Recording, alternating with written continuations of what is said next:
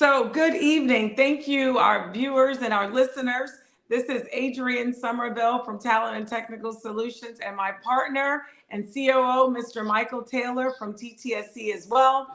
And we're here with a special guest tonight. Michael's going to introduce him, but this is a great time as we want to talk about basically shifting from academia to application in terms of the STEM field, the wonderful world of information technology that has so many dices and can be spliced in many ways. But before we get started into the rich discussion that I know you're excited to hear and learn more about, I will defer to Michael to introduce our amazing superstar guest for this session. Over to you, Michael. Thank you, Adrienne, and welcome everyone. I'd like to introduce our special guest today. His name is Nicholas Rozak, and he is also a Talent and Technical Solutions employee. He is one of our software developers. He's a graduate from the University of Miami. Welcome, Nicholas.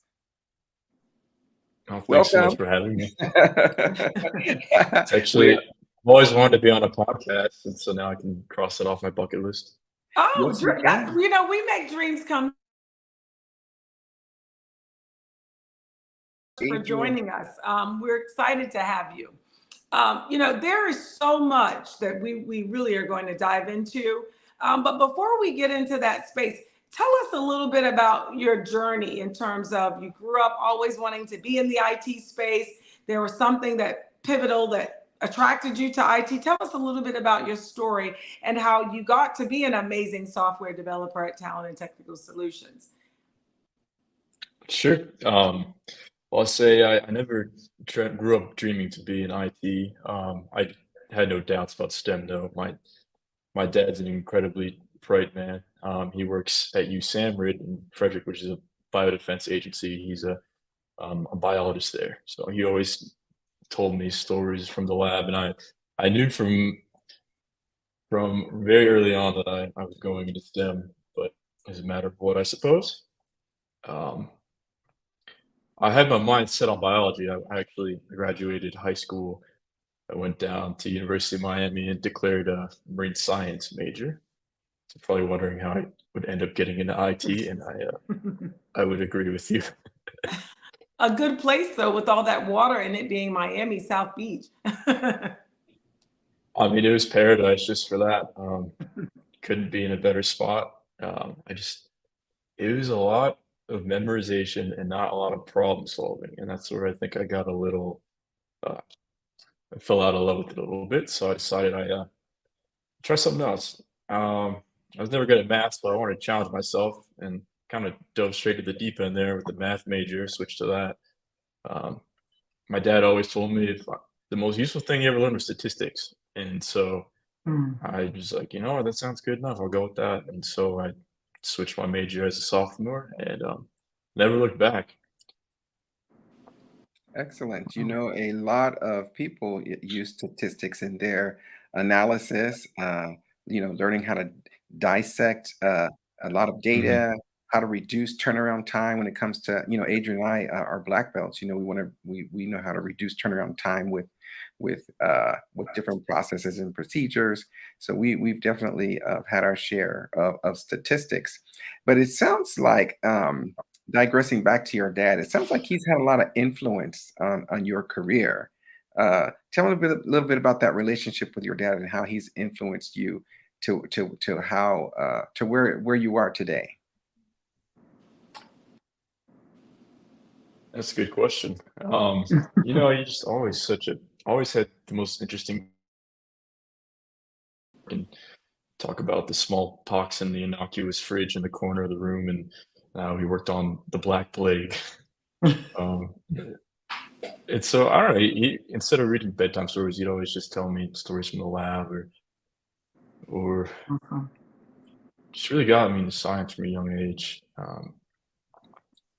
Of course, he always guided me and wanted me to do whatever I wanted to do, but I just wanted to be like him. So Oh. I didn't think much about it. I just chose the path. He studied biology. I was like, I want to do that. I want to do what he did. Didn't quite work out that way. I did have the incredible opportunity to volunteer and intern at USAM this summer after graduating. And that was an incredible experience. That was in the height of COVID, and so we spent long hours just sequencing COVID and detecting variants through genomic sequencing. Yes. Mm-hmm. I tell you, you know, what I hear you say, there's power in mentorship. And maybe, you know, because he's dad, right? We didn't categorize him as a mentor, but it speaks to the fact that even parents can be good role models and mentors directly and indirectly as young people are trying to shape and codify what their life should look like with this expectancy of, you know, I always tell people, you know, you look to model greatness when you see it. And sometimes Mhm. people can't strive to be what they don't see. And it sounds like your dad served a good purpose, you know. And I know there may be people that have these role models in their family, and then maybe they don't. And when they don't, you know, I know we have teachers and people in their community or in your spiritual space, your church life, or that also offer that support system. So when you look back, because cyber is such a big place, IT is a big place. Like you see so many IT fields um, being the topic of discussion today. Is there any like lesson learned, Nick, that you would tell your younger self, or as you were pivoting from academia to application, skill sets that you would have honed in a little bit better, that would have made you better prepared for the real world? I'd say the most important thing for me, flexibility. I would never write the feature in ink because you never know what's going to come your way, what opportunities might arise. And so I just think being able to pivot or adapt, but also just follow what you feel is right because there's no right or wrong way to do things. Just do it with 100%, give it your best, and try to find something you really enjoy. Mm-hmm. I know those are all common tropes, but it really is true. Yeah, that's what I say. Because you know, when you enjoy your work, when you're working your passion, it's really not work, right? You could Right. do it. You could do it Mhm. like all day, right? Like I could eat all day. If I was a taste tester, I could work all day and all night. Family. Let me ask you, Nick. You know, I remember when I was graduating from college, I graduated with a computer science degree, and um, it was really hard for me to like land my first IT job because all I had was the education. I had no experience. I didn't know anyone in the IT field except my dad, and he lived like far, far away. So, was that your situation? You know, and when I graduated from college, the economy was down. There were like no jobs, so you like had to have experience. They wanted you to hit the job running. I couldn't find any internships. I couldn't find any jobs. I Yep. was just, you know, just pecking and searching for a job everywhere. How was your experience just graduating from college, looking for work? It's at the height of COVID. I think December 2020, I submitted my last essay. I hit the submit button, and that's the last I heard from the University of Miami until I got a piece of paper in the mail with my degree on it, and I was really excited to hang it up, and it just said Bachelor of Science. I wanted to say math because I worked hard for that. But Mm-hmm. it was so anticlimactic, and it kind of felt like I was I had so much momentum behind me and wind in my sails. Like I was I felt like I got dropped off at the wrong bus station. Like I just got off and I looked around. And I was like, this isn't what I imagined it to look like. And Wow. so I just started. I took a little bit of time to think about what I wanted to do. Um, Mhm, I would say I took a rather unorthodox path because I was a bit burnt out. I mhm, uh, Mhm. I just wanted to do something physical for a while, so I started building a tiny house with my brother. Um, he and I worked together to build an off-grid home that I ended up living in. And on top of that, I became a rock climbing instructor for I think about 9 to 10 months before my internship.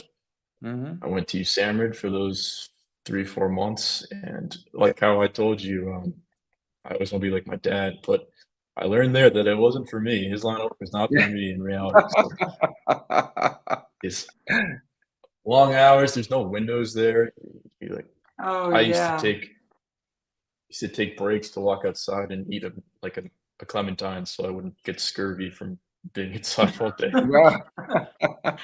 I need the sunlight. That would not work for me too. I need that natural sunlight. Yeah. Nick, It's so critical.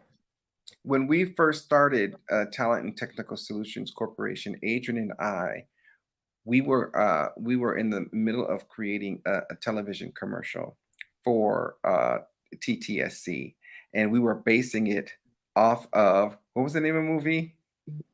It was with oh my gosh, and I love that game, Moneyball. Moneyball. Moneyball. And Yeah. Adrian, so while we were talking about making this television commercial, here's Nick and I across the street at Dr. Pete's house, because he's in charge of the boats at Carroll Creek.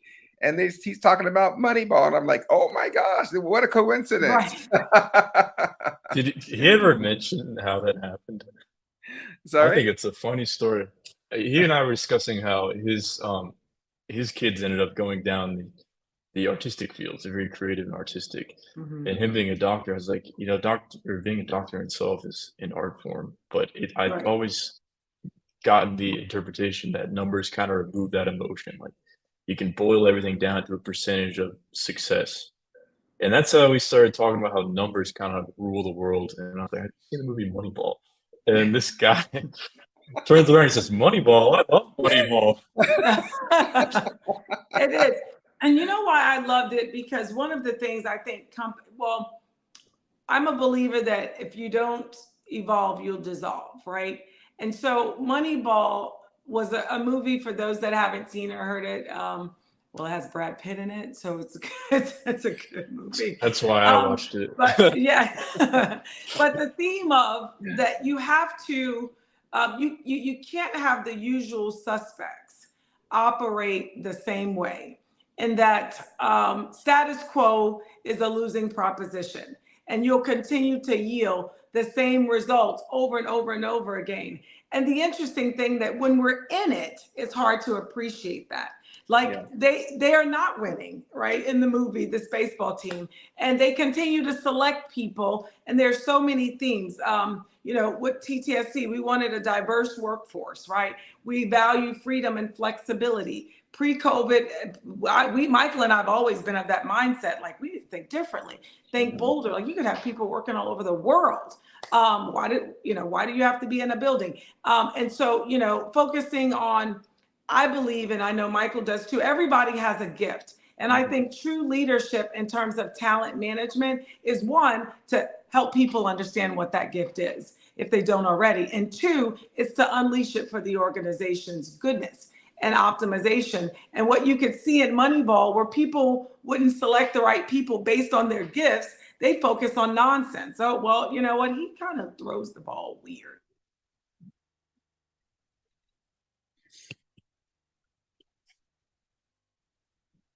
In terms of talent in the STEM field, I do think this should be a space where people are creative in terms of how do you attract the right young professionals, mid-career professionals, and be open to the diversity of thought that they bring to the team, because younger people do see things differently, which is good because it challenges more senior people or mid-level people that, well, I need to think differently, or there's a tool. Who knew there was a tool out there that does that? So yeah, I'm a believer in Moneyball, because what happened was when Brad Pitt, I mean, they don't pay me to say this, I don't get a kickback or anything. But for anyone interested in leading differently, it's a good movie. It's a good feel-good movie. But he turned it around, beating the odds, and the natural behavior is to resist, right? I know what I'm doing. And so it's good. I think STEM is a good place where we should be challenging ourselves as leaders, and we should be thinking of how do we approach the STEM fields differently? How do we educate people differently? When you were in school, when Michael was in school and you were taking IT courses, ideally we're teaching differently, particularly post-COVID, right? So I'm a believer in, I think you shake things up sometimes, make people uncomfortable so they're not complacent or confused. Yeah, I agree. So Nick, what let me ask you, what would you tell someone that's young, that's studying maybe one of the science, technology, engineering, mathematics fields? just coming out of school or just currently in school, what advice would you give them? Maybe some advice, maybe something different than just enjoy what you're doing. Because, like for example, in IT, there's so many different fields you can get into. You can get into everything Hmm. from data entry to cloud work to system engineering to network engineering to, database administration to, coding, developing um, Cisco. There's so many things you can really get into. Hardware maintenance, software developer, report writer, Power BI, ETL. So many different fields. What advice would you give someone, a younger person? Well, I'd say mostly don't force yourself down a route. Just keep an open mind. I know that works for a lot of people. They know exactly what they're going to do. They plan on every moment, and it ends up working. And I respect that. But a lot of people, like myself, couldn't exactly relate to that. I wouldn't say I was the most organized kid growing up, and so it would be helpful to see that it does work out if you don't have everything go as planned. So stay flexible.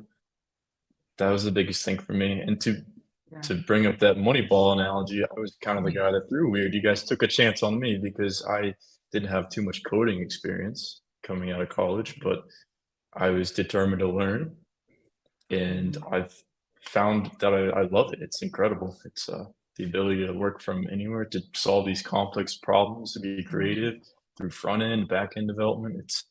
It's so much fun. So if you graduate college and you don't know how to throw a curveball, don't worry. If someone takes a chance on you, get out there, you can learn. Absolutely. Absolutely. I Absolutely. tell people, having some of the technical stuff is good. But, the thing about you two, Nick, with such a great personality, I'd rather have someone that wants to grow in an area, but just a great person in terms of Hmm. interpersonal skills. Because you can always teach like the technical stuff and give, access and opportunity to expose people into different worlds. It's just having, like you said, the right mindset of, being open to change, being agile, being flexible, Hmm. being able to pivot and have a growth mindset in terms of, hey, I want to learn more. Right. Would you say there are some courses that you didn't take, but you wish you would have taken now when you look back? Maybe they were offered, maybe they were not, maybe they need to be implemented and offered by more colleges? I'd say certainly the most valuable courses I took were some stats and mathematical logic classes because it may seem kind of abstract at the time, but it fundamentally changes the way you think and will approach a problem. And I think that's really valuable to kind of remove emotion from a tough situation and think clearly.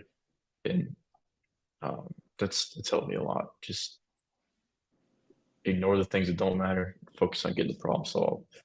As far as classes I wish I had taken more of, I wish I explored more of the artistic side of things, more creativity. I really loved I took a class on Roman history, and that was my favorite class I took. But I only got to take it one semester because I was just crammed full of STEM Yeah. and math, which I love. But the two really need to complement each other. You need to have the creativity in line with the logic.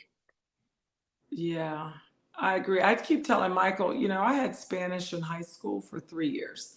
And I thought I was going to Spain, but I never made it. And then I wasn't around anyone who spoke Spanish. And I was like, I need to take a Spanish class because one, I could talk to Michael. And two, it's using the other side of your brain that you don't really use, right? Because that's a whole, Hmm. having to go back and it's almost relearn it. And then I love the language. So yeah, I agree with that. Sometimes I people think like it that. all has to be science, science, science. And you brought up a good point, some sort of balancing and exploring other things outside of the core sciences, the softer sciences. That's very important. Mhm. So, Nick, let me ask you: do you believe in being? Do you believe in? I truly believe in a lifetime learning. I believe that you should always stimulate your brain Mhm. and always educate yourself.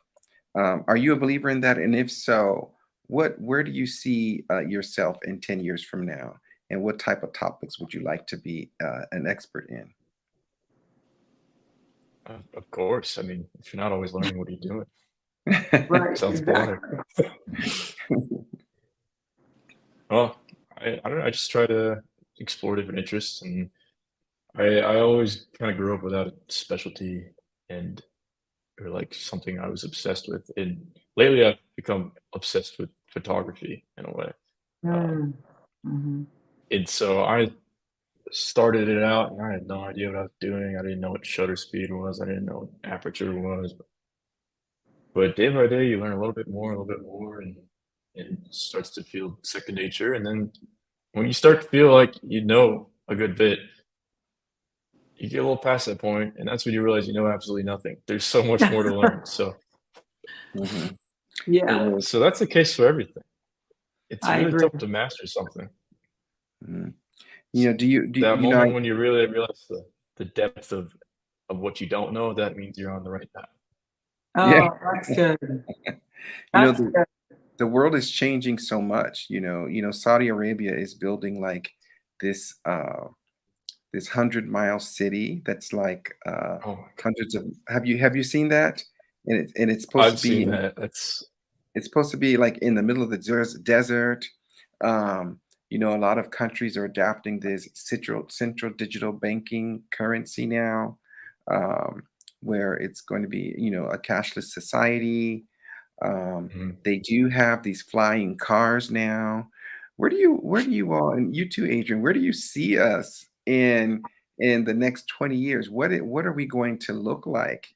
And I'm wondering what type of skill sets we are going to need to be able to function in the world 20 years from now. Yeah, definitely. I think we'll continue to evolve in terms of the IT. I think the STEM fields, engineering, will prove to be all kinds of engineers, mechanical engineers, battery engineers, industrial engineers, civil engineers, human factor, because we may get want to stray too far away, right? Mhm. Humanistic side of things too. Um, Lots of IT disciplines and a lot of data experts, right? So getting all this information, we'll have to do some sort of synthesizing to deduce it, to tell us a story, to make some of the decisions we need to make. You could have too much information, but you've got to have experts to kind of sift through that and figure Mhm. out, well, what's relevant and what's not, and what should we use to make the decisions, and what could we discard or recategorize. I see that. I see a very modern society. I see an appetite for modernization and leaders in the STEM fields serving as sustainable agents to sustain it and evolve it. I think this younger generation they have an expectation for modernization, speed, um, a now kind of resource. Like they want information, they don't want to have to wait to get Mhm. it, right? So they want to get resources now and to make the decision. It really excites me, but all of this comes with other things. Security people, I think, are going to be very important too. How do you police and secure um, to protect us from vulnerabilities that we may not want exposed, whether it's other countries reaching in for this data? Because you start building all this data that we want to use to evolve. I think there's a growing concern that, well, others may want to use it too. Yeah. And so, how do you control it so that it's not misused in terms of, you know, used out of context or used to hurt us as individuals or as a nation at large? Yeah, So, I'm thinking AI will also play a larger role absolutely. in everyday life, not just in everyday life, but in science and research Mhm. and in business as well. Absolutely. I don't know, and Nick, you're closer to the college graduate phase that I don't know if AI was a focus when you were in school, or was it still in its infancy and maybe you went to an exhibit or two. But yeah, no, you're right, Michael. I could see AI and a lot of machine-based learning kind of stuff. I could see that, like using a lot of machines to do things Mhm. that we would have ordinarily done it, and just in essence of speed and increased throughput. of how we approach certain problems. I agree. Yeah. Yeah. So Nicholas, I'll be the high school or college, actually, college student, and I'm graduating. Unfortunately, you had COVID, which is oof, I know there was a lot to process with the uniqueness of graduating during that time. But when you look back at your COVID graduation and the scanning of the work environment, do you see a significant wave of more opportunities now for IT professionals?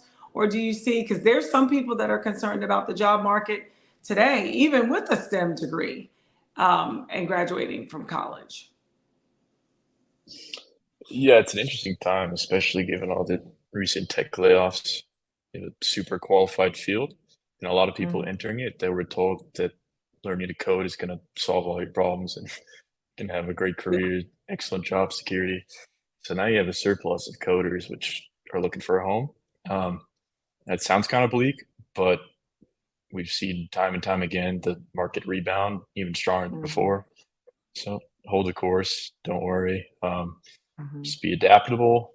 And then in times like these, it's the most important to be adaptable.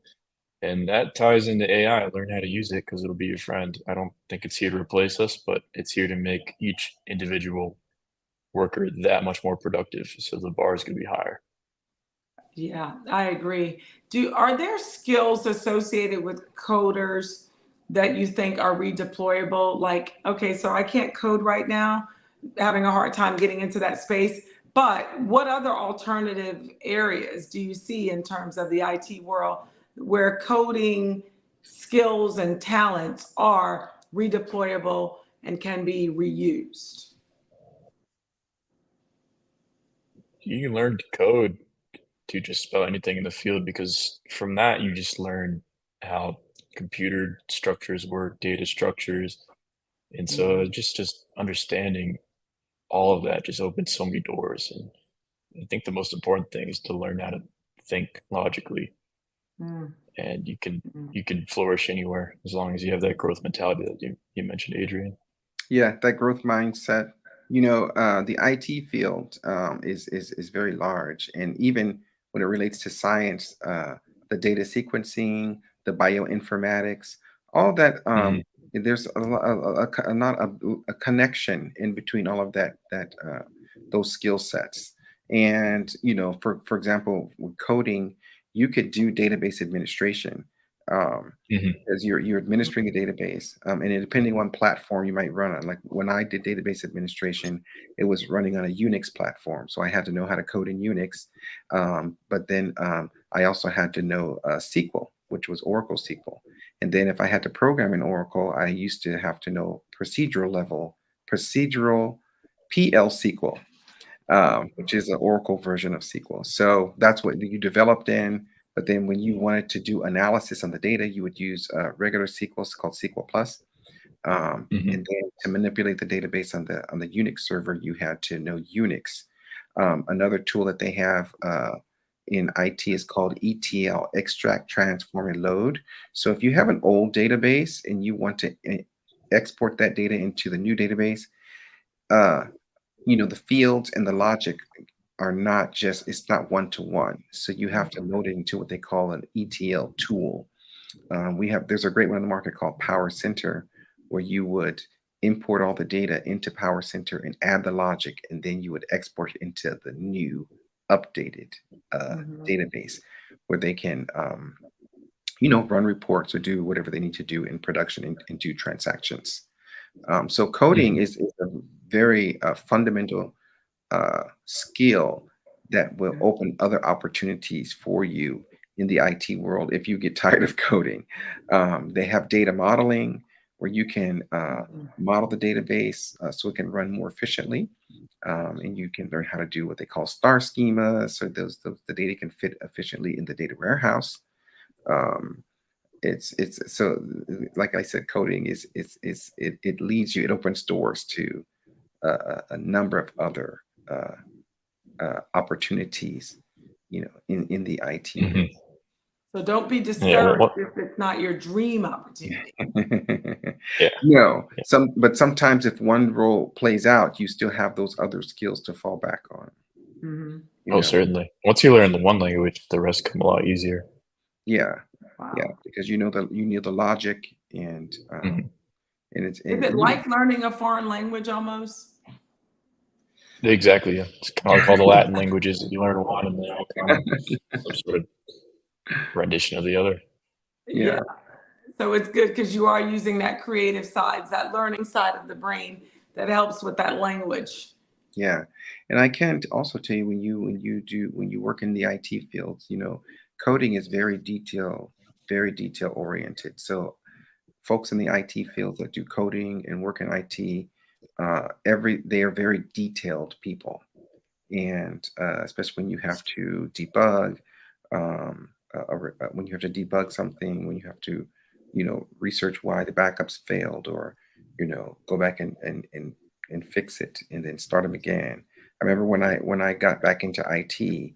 I just noticed everything. My brain expanded so much, and I was at the store and I was buying all these groceries, and I just noticed all the prices going up very quickly up on the screen. I said, that's the wrong price. You keyed in the wrong price.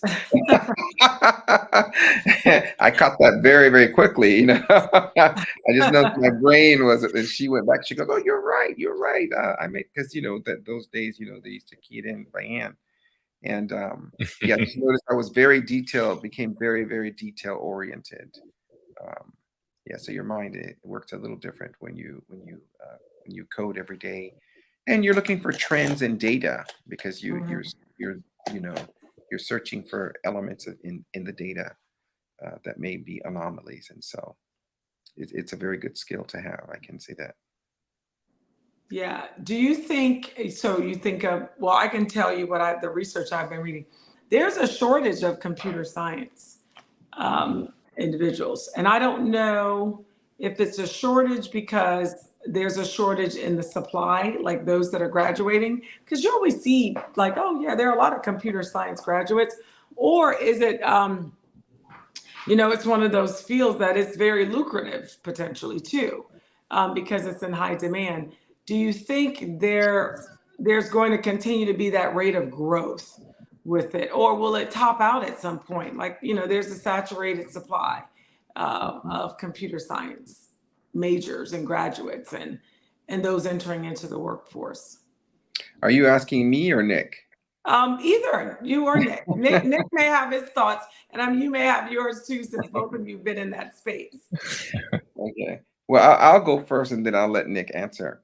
Um, I don't think it's ever too saturated. IT, the field of IT technology is always changing. It's just like your iPhone. They're always adding patches. It's always evolving. It's always changing. I don't think the field can ever get too saturated.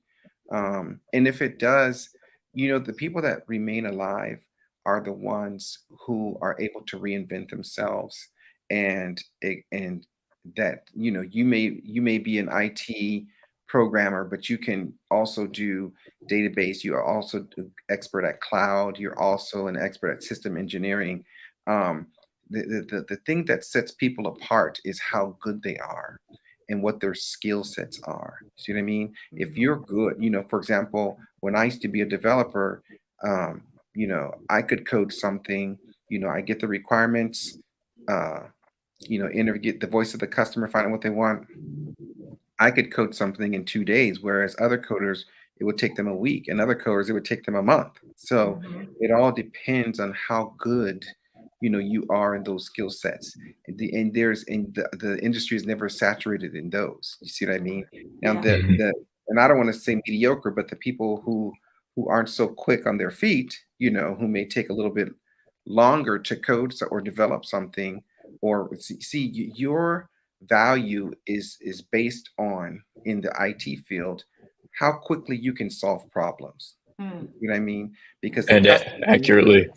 yeah, and Oh, accurately, yeah, right? that high degree of fidelity Yeah. is, yeah, that's That's what true. you're worth, right? So if you can do that and you can do it accurately and you can do it efficiently, speedily, under budget, that's when you can demand your salary. Mhm. Yeah, there's no shortage of programmers, but there is a definite shortage of good programmers. Right. Yeah. So this is something you brought up a good point, and these aren't my words; these are just stereotypes. I don't necessarily even buy into them. Are there, there's certain fields where people would say people are good technically, but they lack interpersonal skills or people skills. Do you find that in the STEM field, or are you finding that more people are well-rounded and that they have both technical and interpersonal skills? I think it's a bit of a stereotype, but Yeah. if Yeah. if that's not your thing, is being in a room full of people talking, then there's certainly places to go. That's the beauty, Mhm. is there's so many different types of fields you can find, that there's really something for everyone. Right. I agree. I agree. That's why Michael and I, we're big in talent management. I believe there's a talent to task match for everyone. And sometimes either you may be chasing the wrong thing, or you just may not be aware of what you have to offer the world. And so you're still trying to like noodle through that and figure it out. And I think good leaders realize that and they can tap into that for the goodness of the organization. And I think then there are others that they don't know it themselves. So they struggle with trying to do it. Well, also there are people who have different working styles. Mhm. You've heard of the DISC assessment, right? And the emergenetics Oh, yeah. assessment. So when I'm an I, and so I's are people. Mhm. There are people who like to form relationships. There are people who like to be social. There are people who like to shape their environment. But then the C's, in DISC, the DISC, the C folks are mostly IT folks. They're detail oriented. They're the persons that you're going to ask, did I do this correctly? They're very data oriented type people. And then you have the D, the dominant type people, who in technology and engineering, you do see a lot of CDs. Mhm. The Ds are not interested in finding out how your weekend was. They don't care. They're not the chatty patty types. They They don't. want to get They right don't. to it. Yeah, they want to go right for the money. They're not very friendly sometimes. It's just that's just how they are naturally. Mhm. Um, they're not. They're curt. Straight to the point, all business. Um, they don't want to come over your house and have drinks and have dinner. Uh, Right. It has to so be purposeful. right, and that's just their work style, and you can use that style to their strengths, right? Um, sometimes you need them in those business meetings where you have some strong personalities. So Hmm.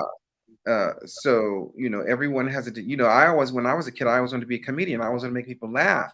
And so I'd be in my IT meetings with all these D's, and they're so strict, and they got their frowns on their face, and they're talking about data, and I'd crack a joke, and they'd have no choice but to laugh.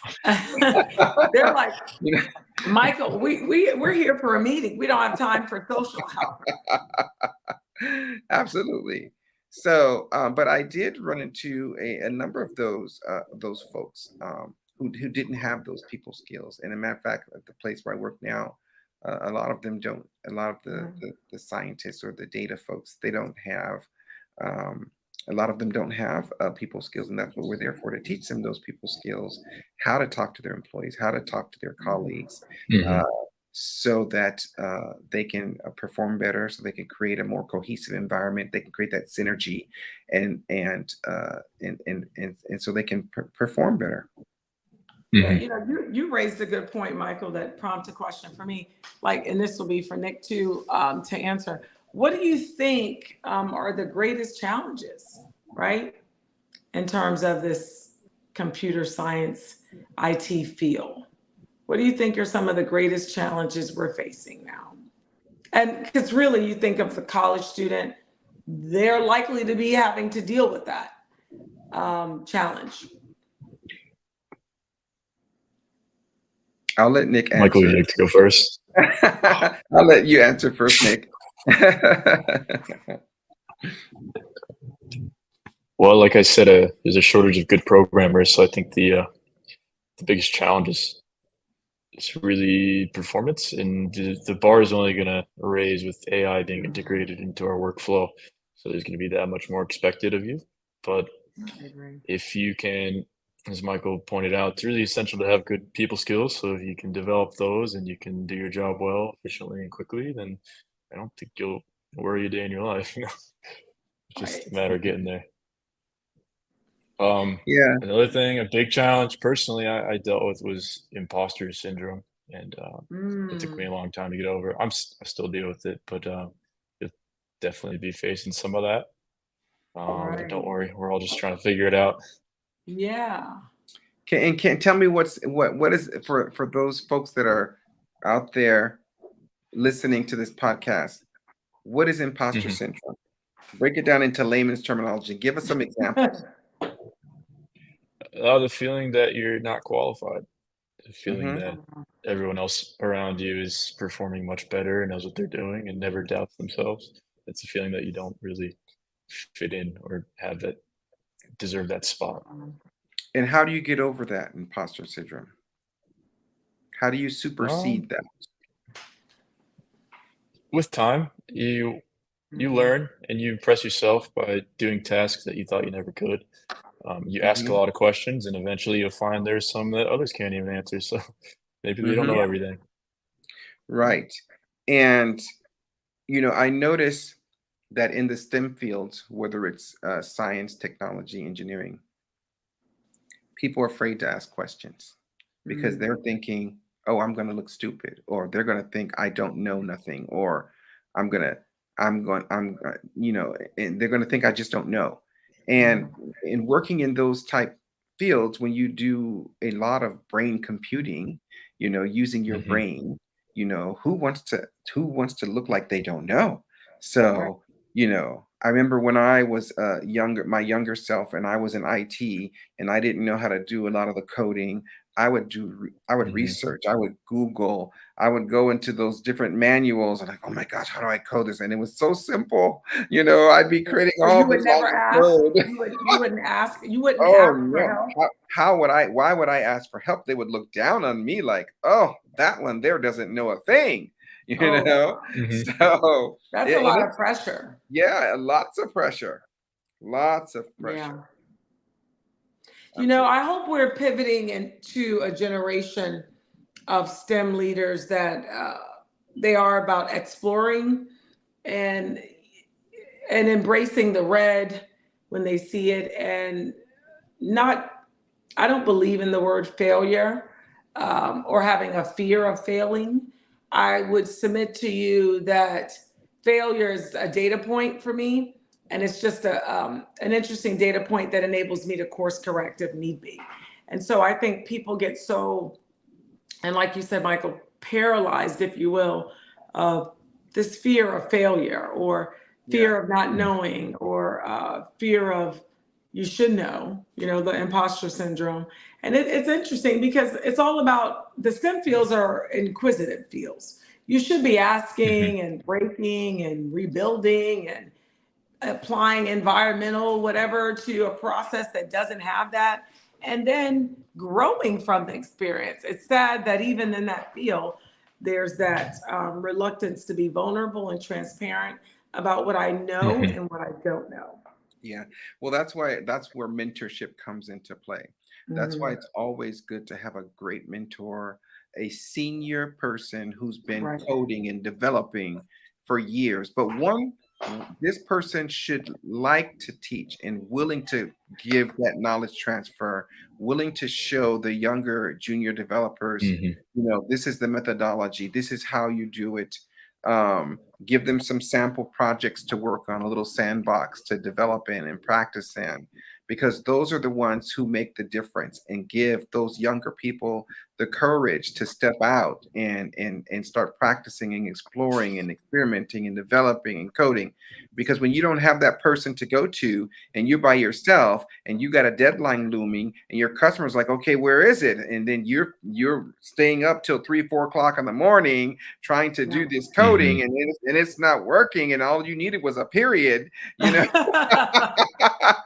You know, that sounds dreadful. yeah. But when you have someone you can just call, you said, and they'll say, okay, so what did you do so far? And they can tell you what you did wrong and say, okay, this is the methodology, this is the approach you should take, this is the coding, this is what you should be doing. When you have someone that can just give you that information, it just makes so much of a world of a difference. Instead of you hanging out there all by yourself with your hair blowing in the wind, you can't sleep, you have bags under your eyes, and you're like, oh my gosh, they're going to think You I'm sound like so you're talking from experience. Oh, let me tell you. And trying to go to school at the same time, it's just very, very, very hard. Do you think it's the field, this IT field, you think it's a quick burnout kind of place? Do you think people will get burnt out? For me, it all depends on the environment that you work in. If you've got a bully boss and your coworkers are not very nice, and the environment that you work in, you can get burnt out pretty quickly.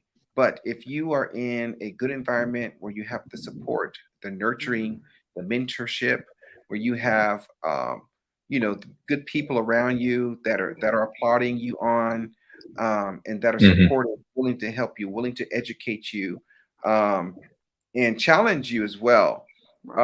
You never get burned out because you love it, and there's actually a tangible product in the end that you can see. You see what I mean? They're Right. actually able to run those reports.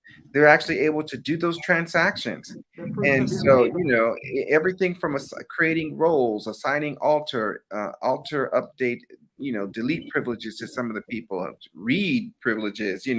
We're just going Right. to give this one read privileges, because if they have delete privileges, all the data will be gone. You know what I mean?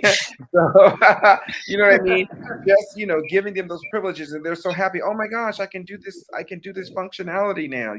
Creating a role for them, or whatever you're going to do. It really depends on the environment that you work in. But if you don't work in a nice environment, you could burn out very quickly. Wow. Yeah. So how important, I think you both alluded to it. I believe in mentors. You should have multiple, some within your technical discipline, some not. It sounds like, listening to both of you, that it's extremely important to have a mentor within your technical area of expertise, for sure.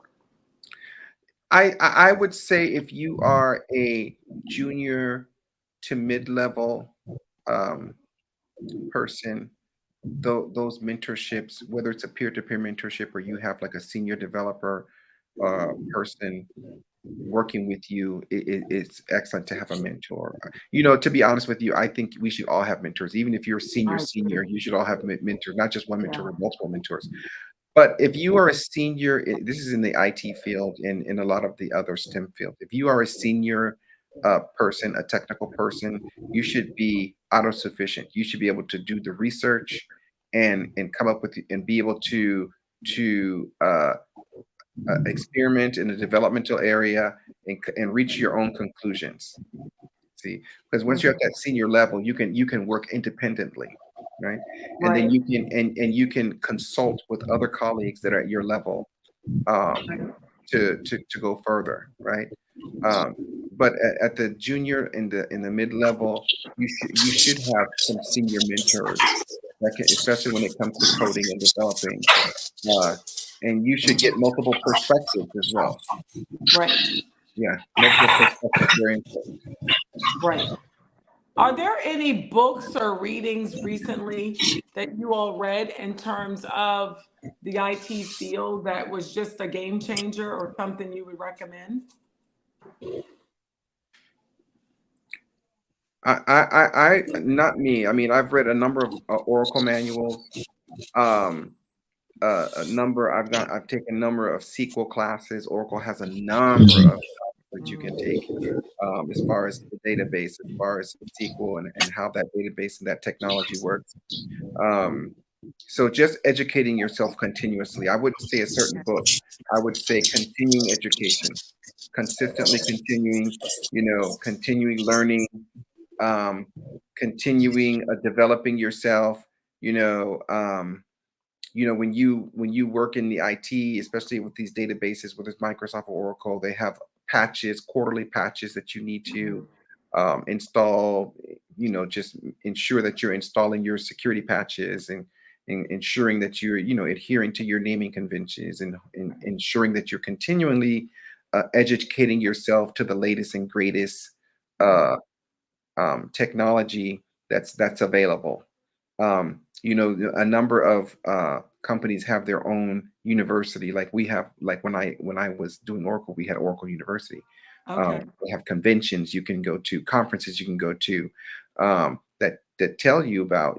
They have user groups, online user groups that can tell you, hey, if you run into this problem, you can do this. That gives you the latest and greatest, and you can ask questions and they'll answer you based on their experience. So user groups are a big help as well. So just continue to educate yourself, develop yourself, read, go to those conferences, and ask lots of questions and Build your network, right? build your network and have a mentor, have multiple mentors. I always tell people, people are your greatest resource, right? So Mhm. you have to invest in each other as well as you anticipate others will want to invest in you. What about you, Nick? Any recent reads or learning publications or materials? It might even be YouTube sites that Mhm. have, opened your eyes to, wow, what's trending and what's disruptive in this space? Yeah, YouTube is a Yeah, powerful. just like Michael. Yeah, a lot of YouTube, Reddit, news articles, like just stay up to date on all the new software and languages coming out. Because if you Mm, close your eyes too long, it'll pass you by. right. Although, except JavaScript, that's always going to be useful.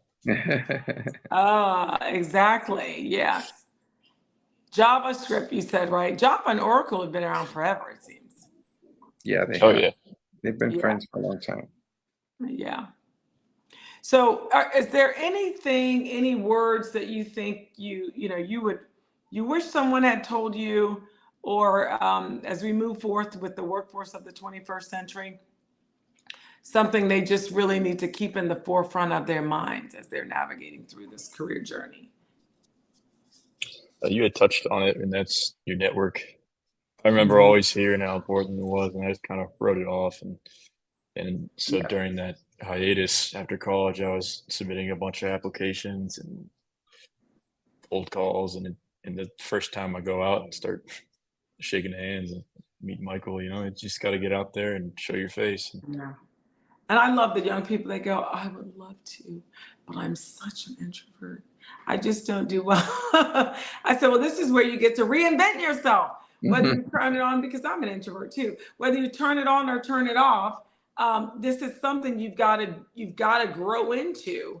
I don't know if you want to do role plays or behavior modification must take place if you're going to grow in any field, but especially this field, the STEM field and computers, IT, because it's something that they're always having some sort of conference. There's always a new technology. There's always a way to learn and lean in on an initiative. And I think making yourself accessible and available to learning and exposing. I tell people the pie formula, it's real. I didn't make it up. But that P, it's really about performance. That's only sadly for you 10% of the formula for success. You can perform, and give 110% and nail it every time. It has a diminishing return, if you will, on your investment of time and performance. And then you get into your image. How do you show up every day? Somewhat a challenge in this virtual world, hybrid work environment. How do you appear to others? Your image, but that big chunk, that's 20%, that's 70%. It's just exposure to new things, exposure to new people, exposure to new thought processes for consideration, um, pure exposure. And that's 70% when you think of the success formula. So I tell people it's important to think about that when you're thinking of, you know, your ability to reinvent yourself and show up in different ways, because the opportunities may call for that, whether you really want to or not. Yeah. Michael will tell Yeah, you, well there said. used to be times where I used to go, oh, I'm going to go for 30 minutes. You psych yourself up, right? I can do anything for 30 minutes. I'm going to go in, I'm going to talk to Nicholas because he's the only person here I really want to talk to anyway. And then, you're going to navigate your way out of the situation. But once you get in and you start talking, and Nicholas brings over Michael, and now you're talking to Michael and Nick. And now it's one of those things where it's been a good hour. And I didn't realize it because now you're learning and you're thinking and you're growing. And so I always tell young people, I had someone over here, a young intern from Cincinnati. She goes to the University of Toledo. She was just like, I just really show, even with her own peers, like, navigating into a conversation of interest. She struggles. So she's kind of like a flower on the out. But it's sad because she wants to be involved.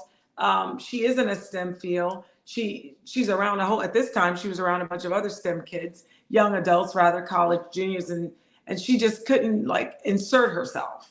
But they're over here with good knowledge, so I kind of pushed her out there, literally and figuratively, to get into the conversation. And now she's like, I made friends, and I knew someone told her about a program that she wants to apply.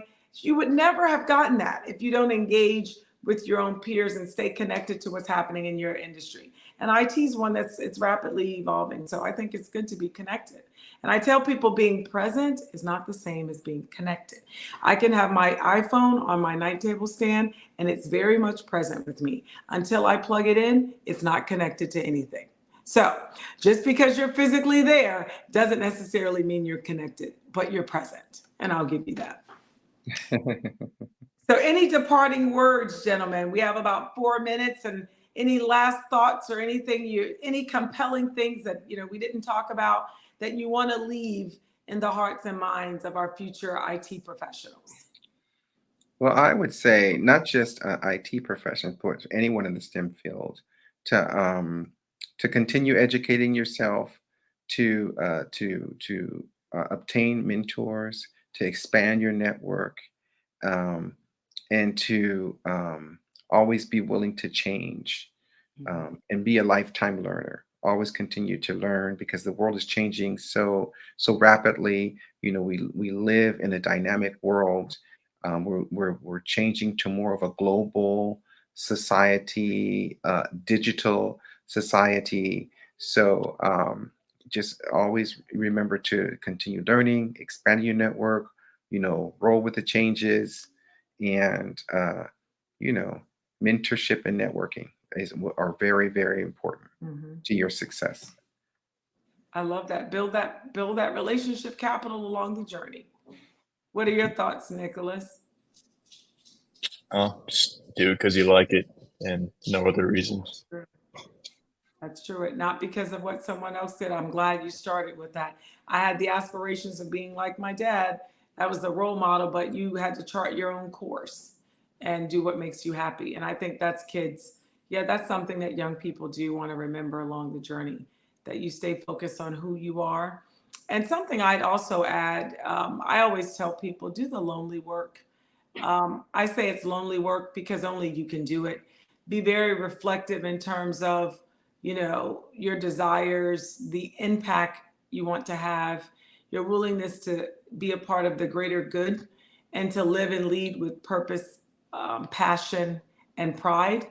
And I think you'll do well in whatever you decide to do, regardless of what the STEM profession course kind of leads you down to charting. But I just think it's important to do the lonely work in terms of you as a person. And that means you have to get still and quiet to kind of figure that out and map that out. But I think that's the work that, in a fast paced world where we can have information overload and be over sensationalized in terms of what's depicted in front of us, it's important to find some time to do the lonely work. I think it's how you go from good to great.